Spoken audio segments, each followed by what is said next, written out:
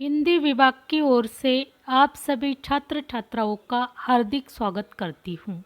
यहाँ पर आपके सामने तृतीय वर्ष साहित्य एमआईएल इसके अंतर्गत संपादन लेखन और साहित्य इस विषय की जानकारी प्रस्तुत करती हूँ। इसके अंतर्गत इकाई फर्स्ट में संपादन कला के सामान्य सिद्धांत, इसके अंतर्गत आपने शीर्षकीकरण, पृष्ठ विन्यास तथा आमुख इसकी जानकारी प्राप्त की। आज चौथा टॉपिक है समाचार पत्र की व्यवस्था। किसी भी कार्यालय, संस्था आदि को सुचारू रूप से चलाने के लिए अधिकारियों सेवकों की आवश्यकता होती है।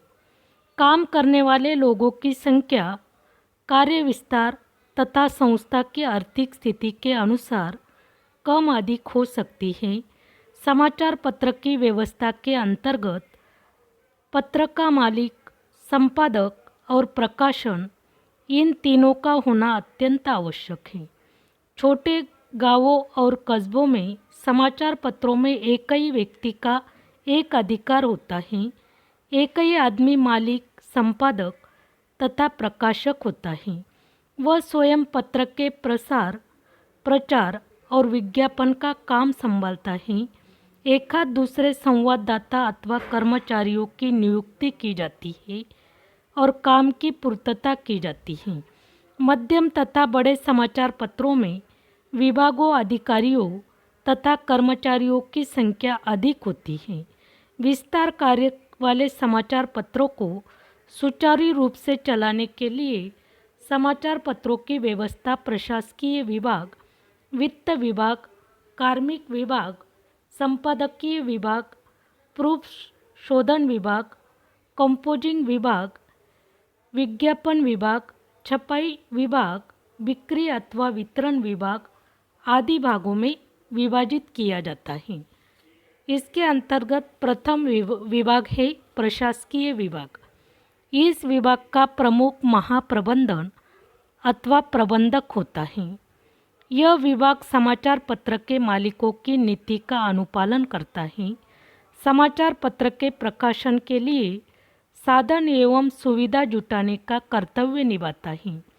विस्तार कार्य के अनुसार एक अथवा एक से अधिक प्रशासकीय प्रबंधक हो सकते हैं।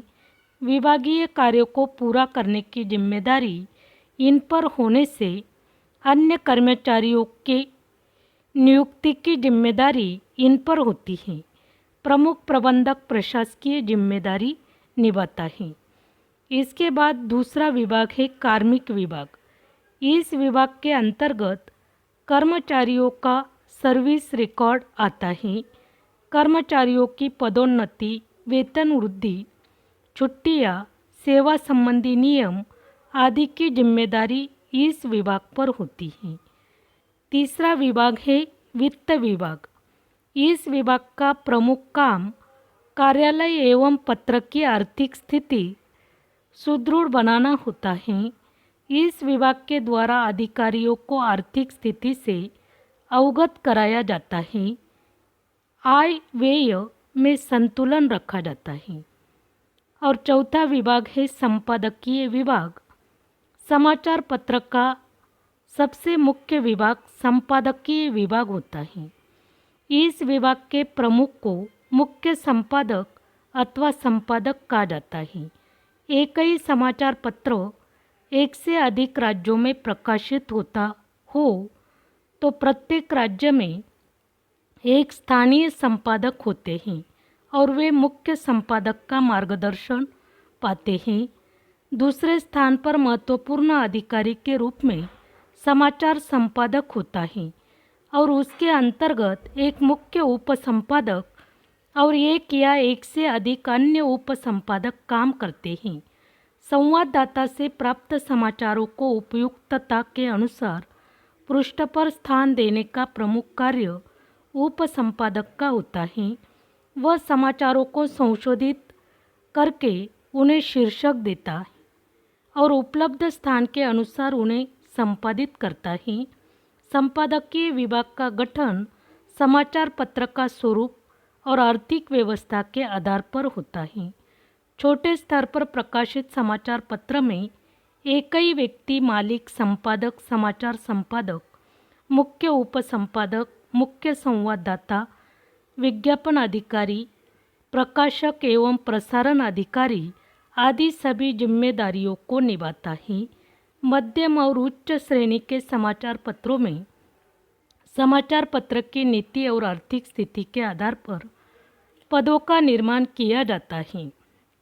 अनेक स्थानों से प्रकाशित होने वाले बड़े समाचार पत्रों के संपादकीय विभाग में मुख्य संपादक, कार्यकारी संपादक, प्रबंधक संपादक, संपादक, सहायक संपादक, स्थानीय संपादक, समाचार संपादक, उप समाचार संपादक, मुख्य संवाददाता, संवाददाता, विशेष संवाददाता, कस्बों के संवाददाता, छायाचित्रकार, व्यंग्यकार आदि का समावेश होता है।